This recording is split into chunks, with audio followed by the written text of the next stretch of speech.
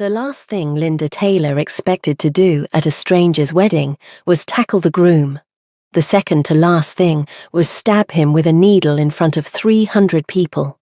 And yet, here she was, on the marble floor of the most expensive venue she had ever worked, one knee on either side of a man she had never met, an EpiPen in her hand, and a bride screaming at a pitch that was genuinely impressive. So, 45 minutes earlier.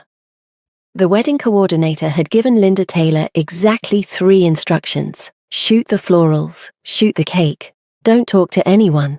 Linda had been a luxury event photographer for 11 years. She knew how to blend in, keep quiet, and deliver stunning images of events she personally found exhausting. So when the coordinator, a thin woman with a headset and the energy of someone who hadn't slept since Wednesday, gave her those 3 instructions, Linda nodded pleasantly and thought, something is wrong with this wedding. It wasn't the chandeliers, though they were excessive. It wasn't the flowers. It wasn't even the bride, Han Soo-jin, who stood near the altar looking like a woman who had never once experienced an inconvenient emotion. It was the coordinator's eyes. They moved too fast, checked exits, tracked staff. Minimal questions, she had said. In Linda's experience, the only people who said that were people who didn't want you finding answers. The cake table was set up in an anteroom just off the main hall. A 5-tier structure in white and gold that probably had its own publicist. Linda set up her shot, checked her light, and reached out of pure professional habit to note the frosting texture for her event report. She dipped one finger, tasted. Her throat tightened within seconds. Not dramatically, not like the movies. It was quieter, a slow closing, like a door easing shut. Linda had felt this exactly once before, at 16, and that single experience had made her the most prepared person in any room ever since. Her hand was already in her bag. She always carried 2. Old habit, born from one very bad afternoon at 16. EpiPen out, cap off, click. She held it against her thigh and breathed deliberately while the epinephrine worked. 20 seconds, 30. Her throat relaxed. She stood upright. And that was when she saw the labels, 2 of them, same order number, different ingredient lists, sitting side by side on the prep counter like someone had forgotten to hide the evidence. The first label was clean, standard ingredients, no allergen flags. The second had the same base list, and then, in small print, peanut flour substituted in base layer per executive request. Linda looked at the cake, then at the order confirmation at the top of the label. Client, Lee Sol-ki, medical note on file, severe peanut allergy. She set the paper down very carefully, the way you handled something that might explode. Across the room, a staff member, in a white catering jacket, was moving toward the cake with a sealed transport box. Moving with purpose. Moving like someone with a task, a timeline, and absolutely no interest in being watched. Hey, Linda stepped into his path. Why are there 2 versions of this order? He stopped. The pause lasted a beat too long. Last-minute executive change.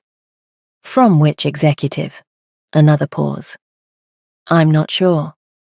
He was sure. Linda had photographed enough people to know the difference between someone who didn't know something and someone performing not knowing. She stepped aside, watched him carry the box out through the service entrance, and then grabbed her camera bag and ran. She had not planned on attending the ceremony. She had planned on finding the coordinator, explaining what she'd found, and letting someone with actual authority handle it. But the coordinator was gone. Security had a line, and the groom, the man whose name was on that label, the man with a severe peanut allergy, was standing at an altar less than 50 meters away. She could see him from here, still composed, watching the room the way people did when they were waiting for something specific to happen.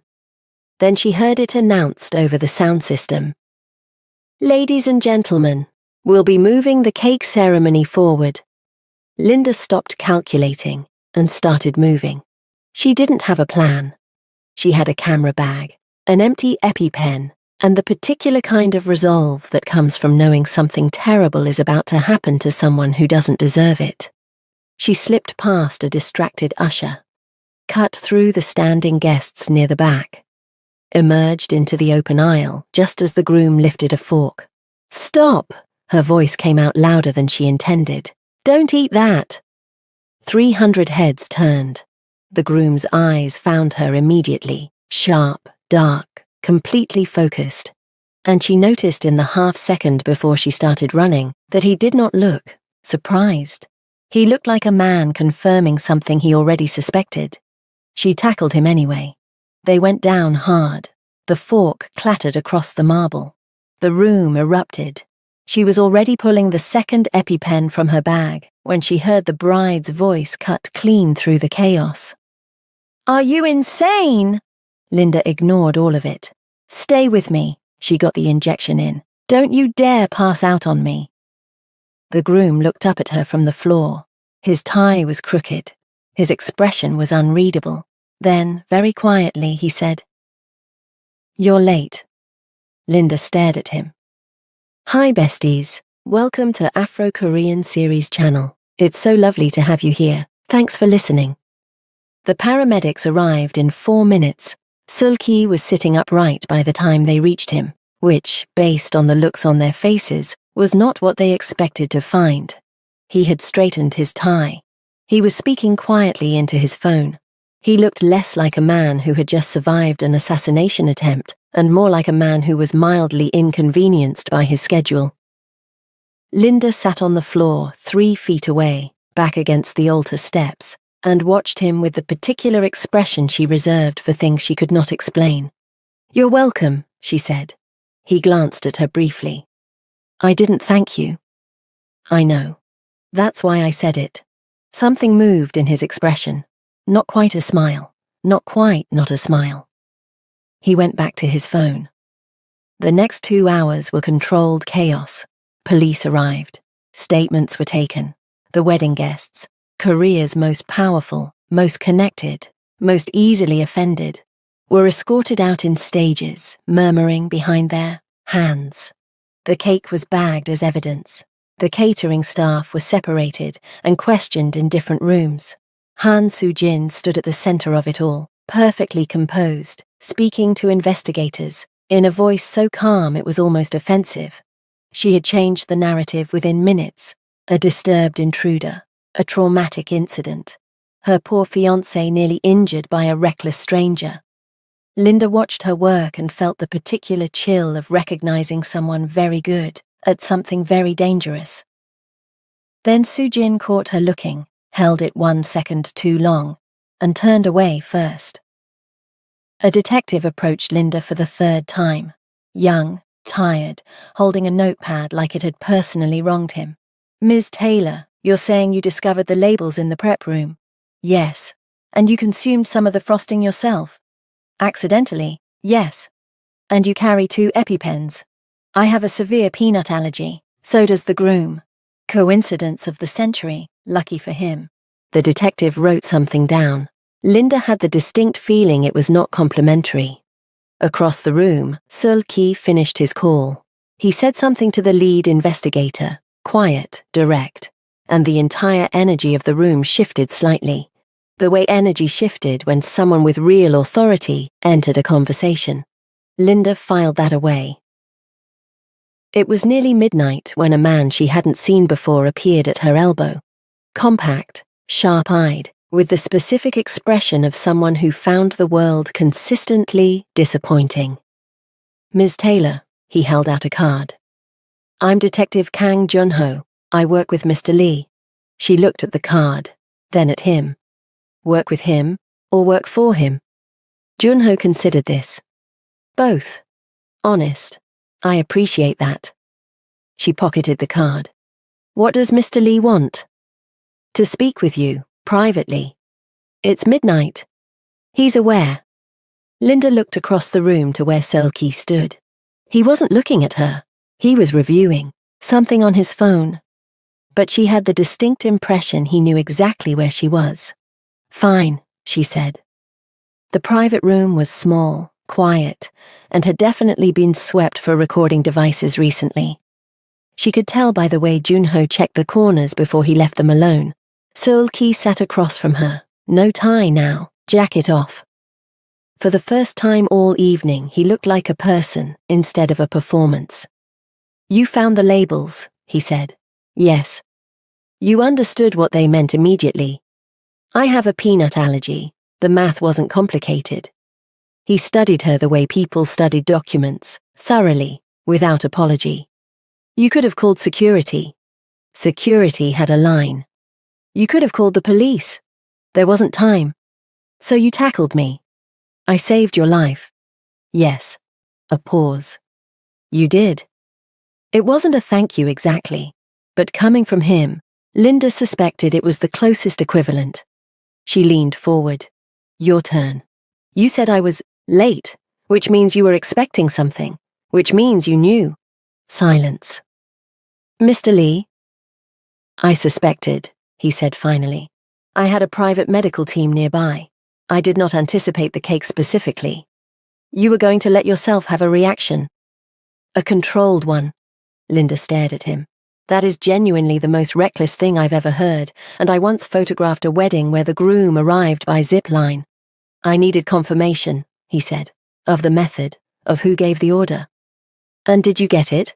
"Yes." His eyes met hers directly. "So did someone else." The air in the room changed. "Meaning what?" Linda asked. "Meaning you were seen, meaning you found evidence before it could be removed." He paused. "Meaning you are no longer a bystander." Linda thought about Soo-jin's eyes finding hers across the hall, the way she had paused, just briefly, before turning away. "She knows who I am," Linda said. "Yes." "How much danger am I in?" Seul-ki looked at her steadily. "Enough that I'd like you to not be alone tonight." Linda opened her mouth, closed it. "That is not," he added carefully, "what it sounded like." "It better not be," she said. "We just met on the floor." The hotel was discreet, expensive, and according to Seul-ki, secure enough for the immediate situation. Linda had 3 translations for that phrase by the time the elevator doors closed. "Immediate situation," she said. "That's doing a lot of work." "It's accurate, it's vague. Also accurate." Junho had arranged 2 adjoining rooms, which Linda appreciated until she discovered the connecting door had a lock on his side only. She stood in the doorway between them, looked at the lock, looked at him, and decided not to ask. She had survived 11 years of difficult clients. She could survive one door. Her room was perfectly fine. Clean lines, good light, a window with a view of the city she was too tired to appreciate. She sat on the edge of the bed and ran through the evening in her head, the way she ran through shot lists, methodically, looking for gaps. She had stumbled into something large. That much was clear. What was less clear was why a man like Lee, Seul-ki, composed, connected, apparently accustomed to assassination attempts, was keeping her close instead of cutting her loose. She was a photographer from Atlanta. She had no leverage, no connections in Seoul, no particular value to anyone involved, except she had seen the labels, and Soo-jin knew it. Her phone buzzed. Her best friend Diane, calling from Chicago at what was, Linda did some math, genuinely an unreasonable hour. She answered anyway. "Tell me everything," Diane said immediately. "I saw something on Korean Twitter." "You don't speak Korean." "The picture's translated fine. Why are you on the floor of a wedding venue on top of a man?" "I saved his life." "Is he cute?" "Diane." Simple question, Linda. Linda looked at the connecting door. "That is not the relevant." "So yes." "Good night, Diane." She hung up, stared at the ceiling, thought about calling her mother, and immediately decided against it. Some conversations required energy she did not currently have. At some point she must have slept, because she woke to knocking. Not the door to the hallway, the connecting door. She checked the time. 6:42. "Mr. Lee?" "There's coffee." A pause. and a situation. She opened the door. He was already dressed, fully, immaculately, like a man who had either slept in his suit or didn't sleep at all. He held 2 cups of coffee and was looking at his phone with an expression she was beginning to recognize as his version of concerned. She took the coffee without comment. What situation? He turned his phone toward her. It was a video clip, shaky phone-shot footage from the wedding. Edited, she could see the cuts, to show only her running down the aisle and tackling him. The allergic reaction had been removed entirely. The EpiPen was gone. What remained was 40 seconds of a woman violently taking down a groom at his own wedding. The caption read, "Who is she? Foreign woman attacks Korean CEO at Ulta. It had 4 million views. Linda stared at it for a long moment. Well, she said, yes. That's a problem. Several problems. Your name is in the comments, your website, your business address in Atlanta. He took his phone back. Posted 40 minutes ago by an account created yesterday. Sujin. Her people. She doesn't do anything directly. Linda drank her coffee. It was good coffee. Of course it was. And she used the 30 seconds it took to finish half the cup to think rather than react. Reacting was how people made situations worse. She had learned that the hard way at 23, and the lesson had stuck. My contracts, she said. 3 cancellations already. I had Junho check. She looked at him. You had Junho check my contracts before you told me. I wanted complete information before the conversation. That is a very particular way to operate. It's efficient. It's controlling. A beat. Also efficient. Despite everything, she almost laughed. They ate breakfast at the small table by his window. Room service, quiet. The city waking up below them. It should have been awkward. Somehow it wasn't. You were an investigative journalist, she said, before the company. Yes. So this, the conspiracy, the evidence, the controlled exposure. This is how you used to work. Largely. And now someone is using it against you. He set down his cup. Sujin's family has been moving against my company for 8 months. The wedding was the final step. A merger that looked voluntary. He paused. It was not going to be voluntary. Linda absorbed that. So you staged the whole thing, the wedding, the reaction, to catch her. To document her, there's a difference. And I walked into the middle of it. You ran, he corrected. Into the middle of it. She pointed at him. Do not make me regret saving your life. Something settled in his expression then, quieter than his usual composure, more genuine. You won't, he said. The problem with being in danger, Linda had discovered, was that it didn't pause for personal inconvenience. It didn't pause when she needed to reschedule 4 clients. It didn't pause when she had to explain to her landlord, via a very careful text, that she might be delayed returning to Atlanta. It didn't pause when Diane called back at 7 in the morning Chicago time, which meant she had set an alarm specifically to call, which meant the Korean Twitter situation had escalated. His name is Lee Sul-ki, Diane said. He was an investigative journalist. He dismantled 3 government corruption cases in 5 years. He's been on 2 magazine covers. A pause. Linda, 2 covers. I'm aware of who he is. Are you aware that he's Diane? I'm just saying the photos don't do him justice. I'm hanging up. Call me when you're safe, or when something happens, whichever comes first. Linda hung up and looked across the car at Sul-ki, who was driving with the focused calm of someone who had absolutely not heard any of that. He had definitely heard all of that. Not a word, she said. I wasn't going to say anything. You were thinking something. I'm always thinking something. She turned to look out the window. Outside, Seoul moved past in morning light, dense, vivid, nothing like Atlanta. She had been here once before, years ago, for a corporate shoot. She had eaten well and seen almost nothing. She made a private note to fix that if she survived the week. Junho had identified a financial trail. Not proof, not yet, but a thread. A series of transfers between shell companies that connected Soo Jin's family holdings to the catering firm that had handled the wedding. If they could trace it one level deeper, they had documented intent, which required surveillance. Which was how Linda found herself in a parked car outside a glass office building at 10 in the morning, sharing a container of convenience store kimbap with a man she had known for less than 24 hours. "You've done this before," she said. "The waiting?" "Many times. Doesn't it drive you insane?" "No." She ate a piece of kimbap. It was better than it had any right to be, given that it came from a gas station equivalent. "What do you think about, while you wait?" He was quiet for a moment. "The gaps." "What gaps?" "In the information. What I know versus what I can prove. The distance between the two." He glanced at her briefly. "What do you think about?" "Honestly, right now I'm thinking about the fact that I'm doing surveillance in yesterday's clothes because someone tried to kill you and I didn't have time to pack a bag." A pause.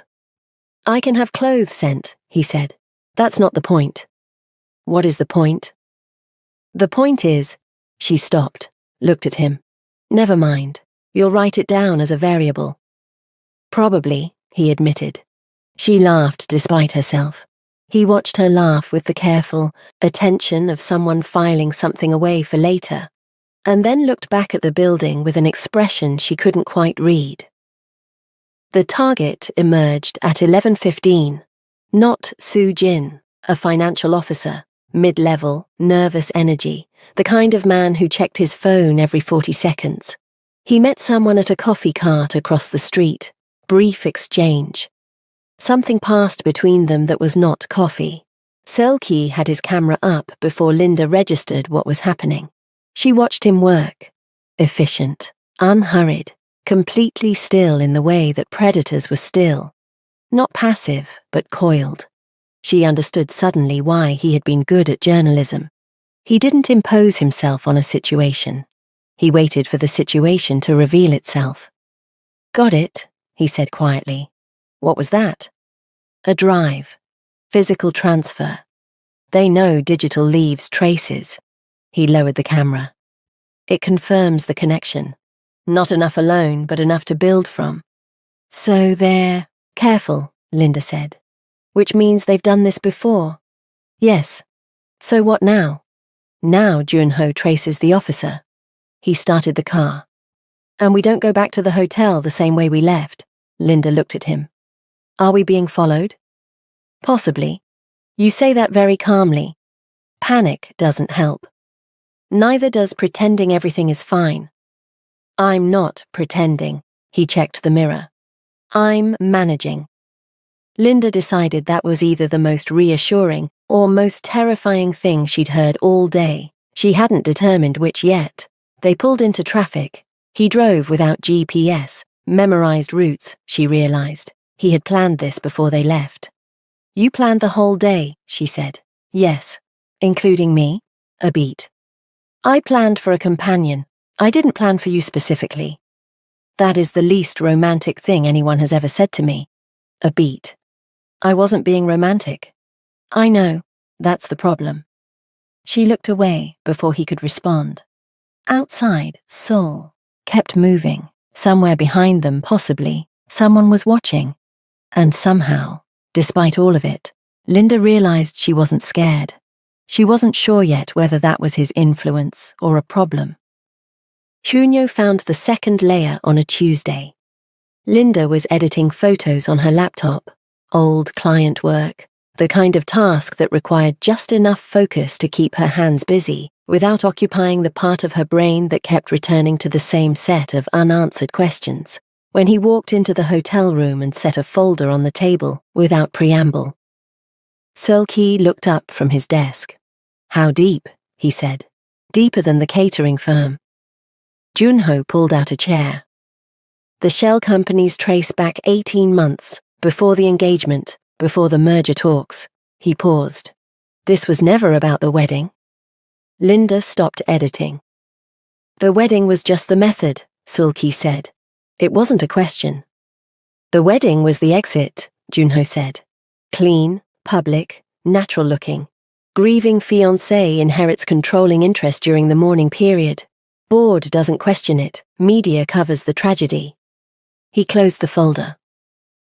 By the time anyone looked closely, it would already be done. The room was quiet for a moment. That's elegant, Linda said. Both men looked at her. I mean, horrible, obviously horrible, but clean. Junho stared at her. She's not wrong, Seulki said. The files took 3 hours to work through. Linda wasn't supposed to be involved. She understood that. She was a photographer, not an investigator. And this was not her case or her country or her problem, beyond the unfortunate fact that someone had decided she was a loose end. But she had good eyes, 11 years of noticing details other people missed. And somewhere around the second hour, while Seulki and Junho were focused on the financial thread, she found something else. This transfer, she said, this one here. Seulki leaned over her shoulder, close enough that she was briefly, inconveniently aware of how close. What about it? The timestamp. It's 3 hours after the contract was signed with the catering company. But the modification order, the one, changing the ingredients, that's dated 2 days before. She looked up at him. Someone placed the order before the contract existed. Silence. Which means, Junho said slowly, there's a second contact inside the catering firm, someone who was already in place. Someone who didn't need the contract, Seulki said, because they already had the access. He was still leaning over her shoulder. She watched his expression shift, the focused stillness of someone rearranging a mental map, and felt the particular satisfaction of having contributed something real. Good eyes, he said quietly. It was directed at the document, but he was looking at her. Junho left at 9. The room settled into the particular quiet of 2 people who had been in close quarters long enough that silence no longer required explanation. Linda made tea, chamomile, from the hotel amenity basket and sat across from Seulki while he reviewed the files one more time. Can I ask you something? She said. You'll ask regardless. True. She wrapped her hands around the cup. Why did you agree to the wedding? If you suspected her family for months, why go through with it that far?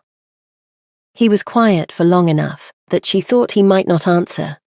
Because suspicion isn't evidence, he said finally, and because I needed them to commit fully before I could move.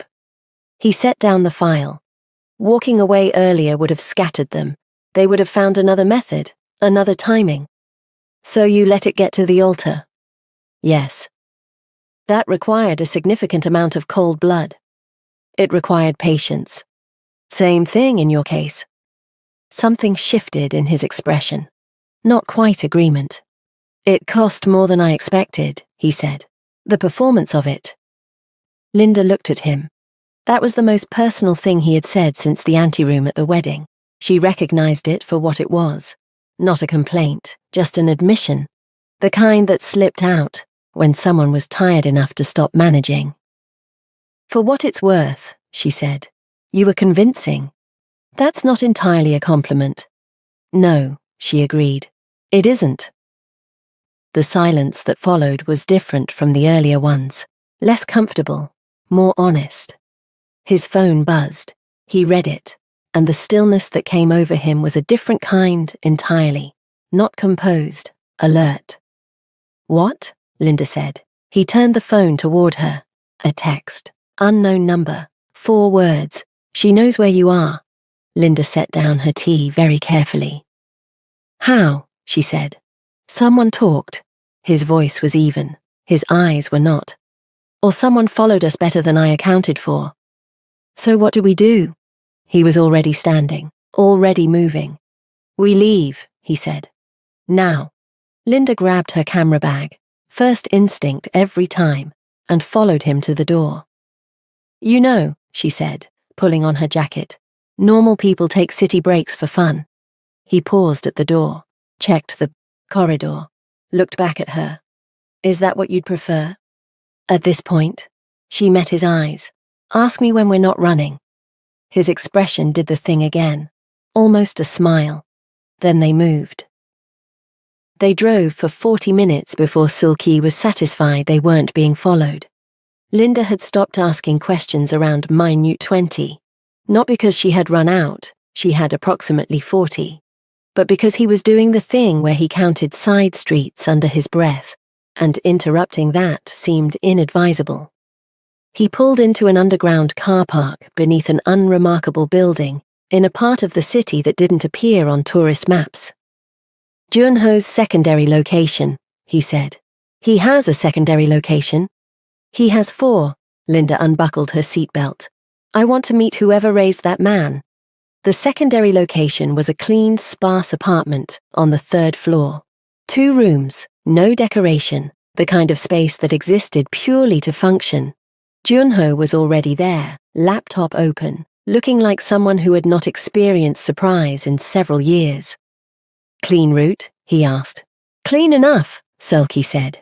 Junho looked at Linda, then at Sulki, then back at Linda with the particular expression of a man assembling information he had not requested but was receiving anyway. I'll take the couch, Junho said. You don't have to, Linda started. I want to, he said firmly. I very much want to. She looked at Sulki. He was already setting his jacket over a chair, expressionless. There's 1 bedroom, he said. You take it. Where will you sleep? I don't sleep much. That's not an answer. It's accurate. Linda pressed 2 fingers to her temple. You and accurate. You really have a thing. I find precision useful. I find a full night's sleep useful. Some of us are built differently. Junho made a sound that was almost a laugh. Both of them looked at him. He was suddenly very interested in his laptop screen. She called Diane at midnight, not because she had anything new to report, but because keeping Diane uninformed was its own kind of dangerous.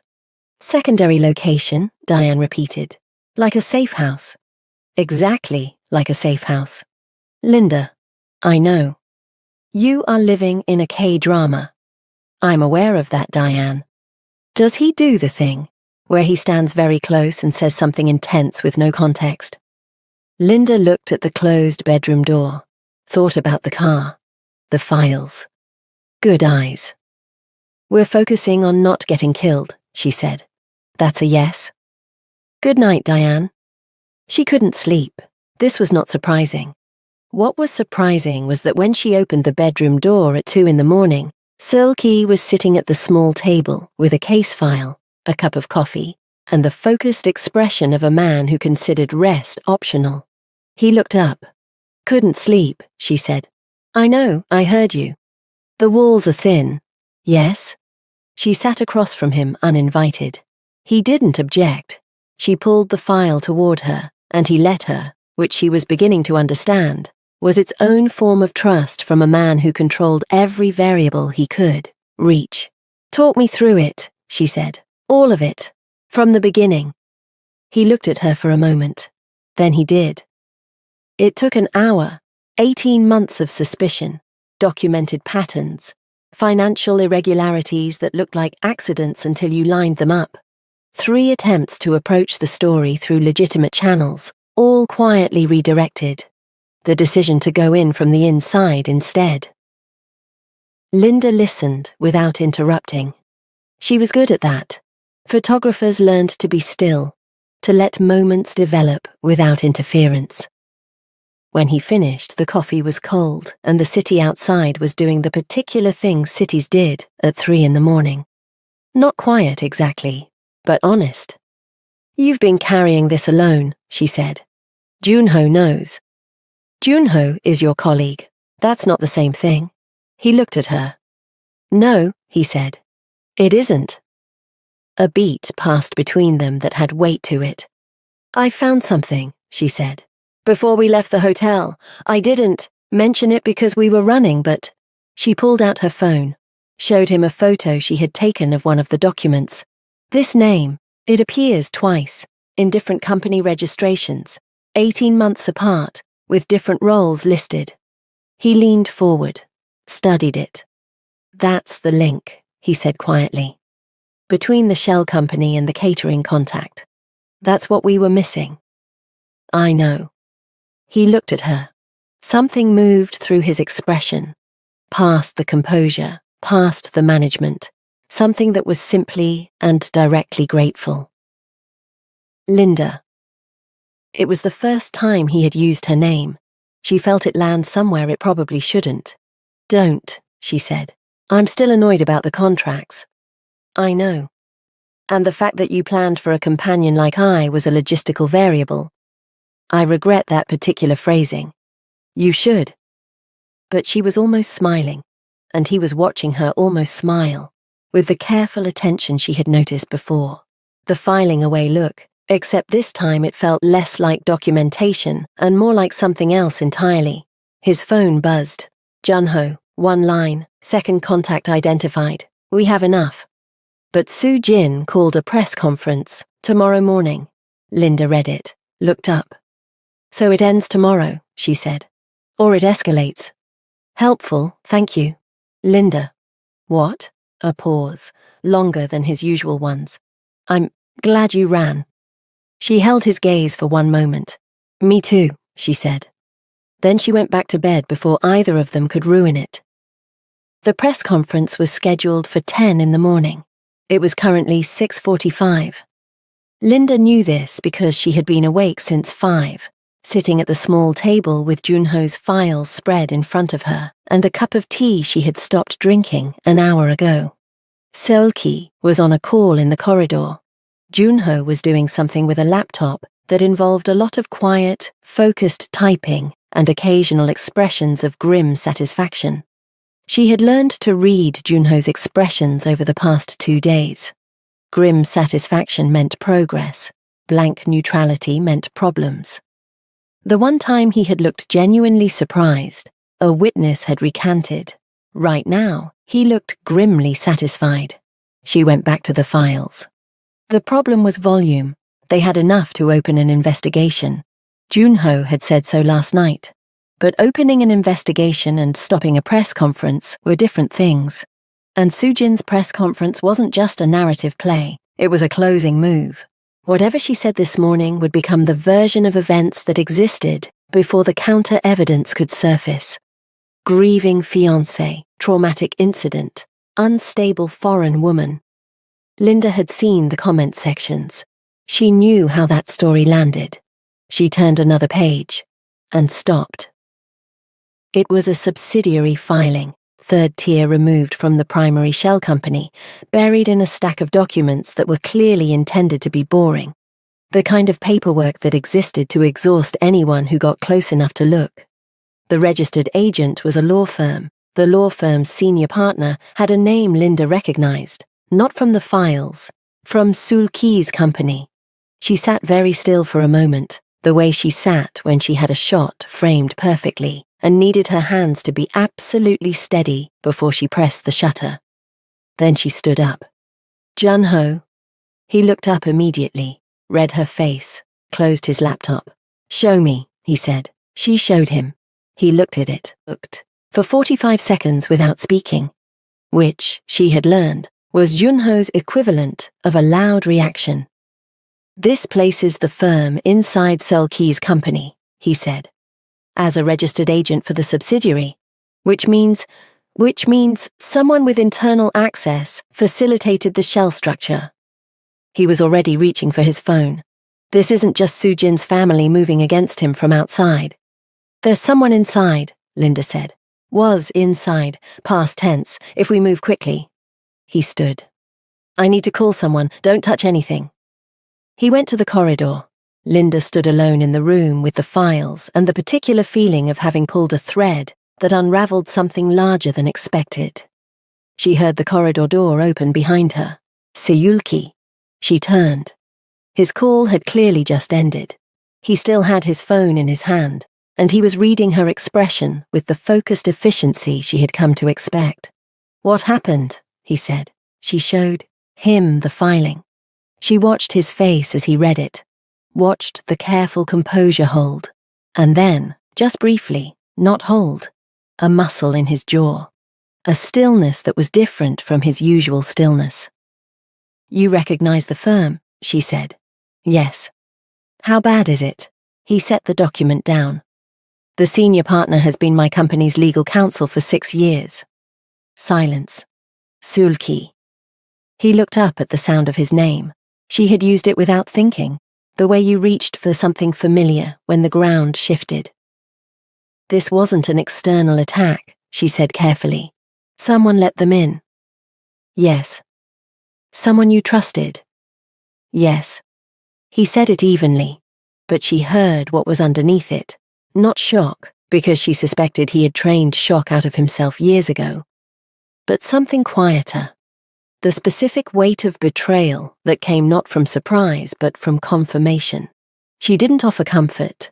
She didn't think he wanted it, and she didn't think empty words were something either of them had patience for. Instead, she said, "This is also what stops the press conference." He refocused. Explain.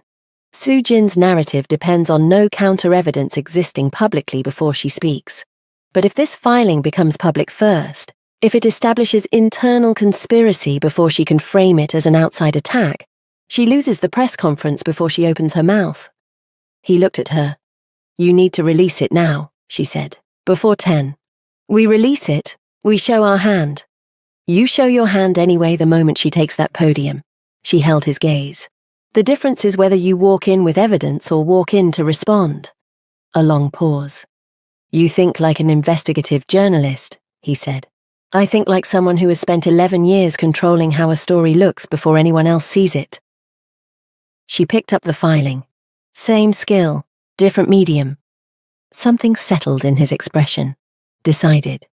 "Junho," he called. The corridor door opened immediately. Junho had clearly been listening. "Already drafting," Junho said. Linda looked at him. "Were you out there the whole time? I needed to make a call. You were listening." "I was nearby." "Junho." He almost smiled. "You're good for him," he said simply. Then he went back to his laptop. Linda turned back to Sulki. He was watching her with the filing away look. Except by now she knew it wasn't documentation. It was something he didn't have a word for yet. Neither did she. The document release went out at 8:47. Junho handled it. 3 journalists, 2 regulatory contacts, 1 financial crimes unit that had apparently been waiting for exactly this kind of evidence for considerably longer than anyone had told Linda. Within 20 minutes, the subsidiary filing was being verified. Within 40, 2 news desks had confirmed they were running it. Sujin's press conference was in 73 minutes. Linda stood at the window of Junho's apartment, watching the city, and feeling the particular tension of having done everything correctly and still not knowing how it would land. "It's enough," Sulki said from behind her. "You don't know that. The evidence is clean. The chain is documented. The timing is— I know the evidence is clean." She turned. "I found half of it." She crossed her arms. "I mean, I don't know if it's enough to stop her. Evidence doesn't always stop people like her. Sometimes it just makes them more dangerous." He looked at her steadily. "You're scared." "I'm realistic." "You're allowed to be scared." "Thank you. I'll add that to the list of things I'm allowed to do in my own life." His expression shifted. Not quite a smile, but close. "Your sarcasm gets sharper when you're worried. My sarcasm is always this sharp. It gets faster." She opened her mouth, closed it. He wasn't wrong, and the truth was, underneath the sarcasm, underneath the competence, she was tired of pretending the last 5 days hadn't cost her anything. "Fine," she said quietly. "I'm scared." A beat. "I know," he said. "So am I." She looked at him. That was possibly the most surprising thing he had said since "you're late." "You hide it better," she said. "I've had more practice." Junho appeared from the back room with his jacket on and the expression of a man with a schedule. "Car is ready, we should move." He looked between them. "We're going to the press conference." Linda stared.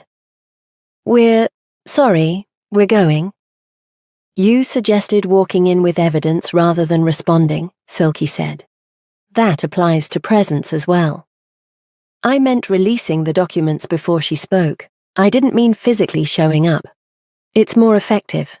It's also the location where a woman who wants us both silent will be standing at a podium with cameras. Yes. With security. Junho has handled the security consideration. Linda looked at Junho. What does that mean? It means, Junho said carefully, that 3 of the security personnel on site are known to me personally. Known to you how? A pause. We trained together. Linda absorbed that. You're a very particular kind of person, Junho. Thank you. That wasn't entirely a compliment. I know. He held the door open. Shall we? The press conference was held at Han Group's headquarters, a tower of glass and deliberate authority in the center of the city. They arrived with 8 minutes to spare, which Sulki apparently considered comfortable, and Linda considered deeply insufficient.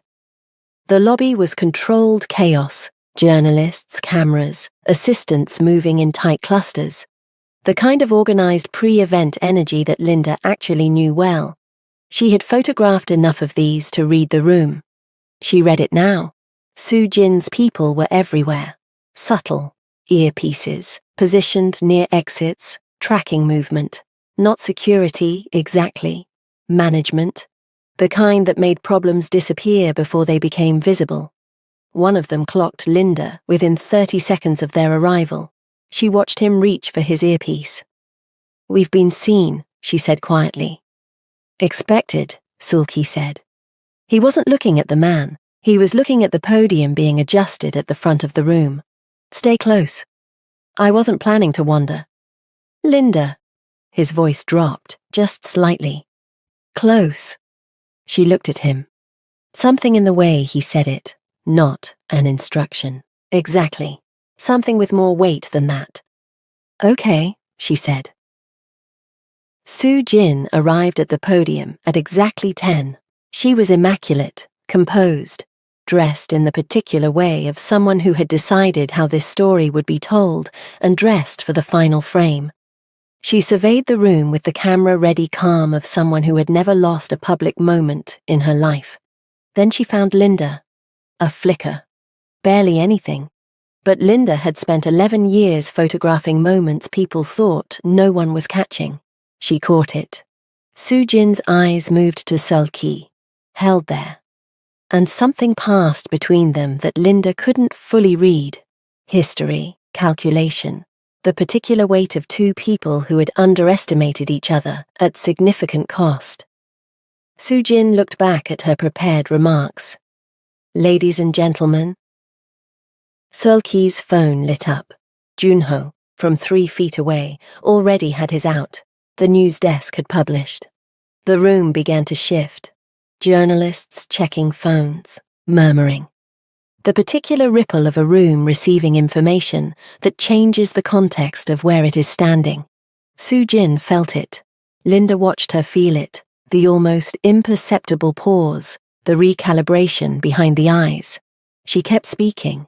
Of course she did. People like Su Jin didn't stop. They pivoted. Recent malicious claims. Ms. Han. Sulki's voice was quiet. It carried anyway. The room went still. He moved forward. Linda stayed with him, close, as instructed, as chosen, and felt the shift in energy as 300 people recalculated who was in control of this moment. You should have checked the timestamps, he said. Su Jin's composure held. Just. Mr. Lee, you're interrupting. You planned this 18 months ago. Even. Unhurried. The subsidiary filing confirms it. The legal counsel confirms it. The catering modification order confirms it.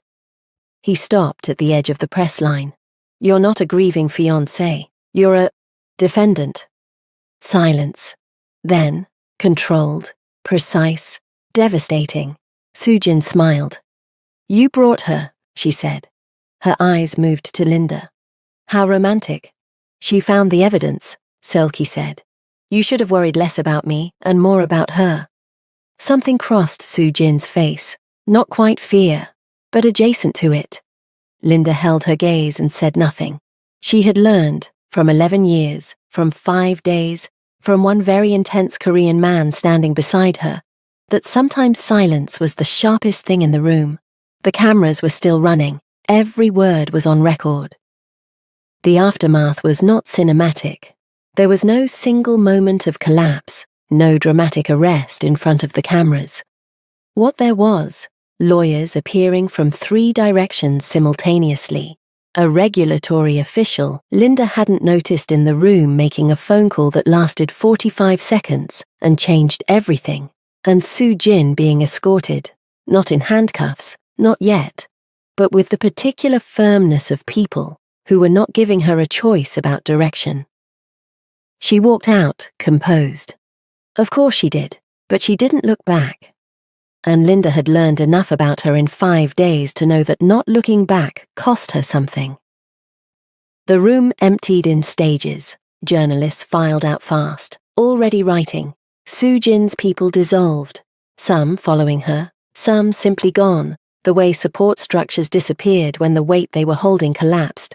Junho made 4 calls in 12 minutes and looked grimly satisfied the entire time. Linda stood in the middle of the emptying room and felt the particular flatness that followed sustained adrenaline. Not disappointment, not even relief yet, just the sudden absence of the thing that had been holding her upright for 5 days. Seol Ki appeared beside her. "It's done," he said. "I know. The Financial Crimes Unit has the full file. The Internal Counsel has been flagged. Soo Jin's family holdings are frozen pending investigation." "I know." A pause. "Are you all right?" She considered the question honestly. "Ask me in an hour."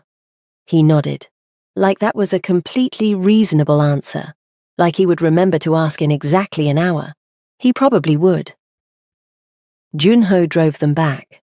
Nobody talked much. The city moved past the windows and Linda watched it and thought about Atlanta, her apartment, her studio, her clients who had cancelled, the ones who hadn't, the life that had been running without her for 5 days while she was busy surviving someone else's war. "I need to go home," she said. Neither man responded immediately. "My clients, my contracts, my life." She looked at her hands. "I came here for a 3-day shoot. I've been here for 5 days and I own the clothes on my back and a camera bag." "Your contracts can be restored," Seol-ki said. I know you'll fix it. That's not the point." Silence. "What is the point?" he asked. And this time it wasn't the efficient question it had been in the surveillance car. This time it was careful, like he was asking something larger and using small words. She looked at him. "The point is, I don't know what this was," she said.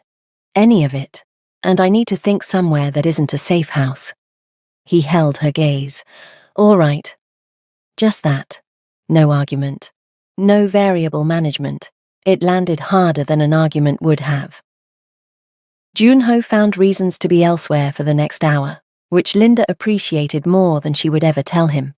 She packed what little she had, which took approximately 4 minutes, and sat on the edge of the bed in Junho's spare room, and thought about the past 5 days with the methodical honesty she usually reserved for editing her own work. What was good? What was not? What she would do differently? She wouldn't have done anything differently. That was the problem. A knock at the door. "Come in." Seol-ki stood in the doorway, jacket off, the version of him she had come to know better than the alter version, less performance, more person. "I owe you an apology," he said. "You owe me several." "Yes." He came in, sat in the chair across from her, the same configuration as every conversation they'd had in small rooms over 5 days, and somehow entirely different. "I involved you without your consent. I kept information from you. I managed you like a variable when you were—" He stopped, started again. "You were never a variable." She looked at him. "I know that, now. I should have—" "Seol-ki." She said his name the way she had learned to say it, without thinking, without ceremony. "I know." He was quiet for a moment. "I fell for you," he said. "Somewhere between the altar floor and the timestamps. I'm not certain of the exact point." Linda stared at him. "That," she said, is the most you thing you have ever said to me. I'm aware it lacks. No. She shook her head. No, it's... She almost laughed. You investigated the timeline of your own feelings. I wanted to be accurate. Of course you did. Linda. I fell for you too, she said. Somewhere between you handing me coffee at 6:42 in the morning and telling me you were scared. She met his eyes. For what it's worth. It's worth a great deal, he said quietly. The silence that followed was the most comfortable one they'd had.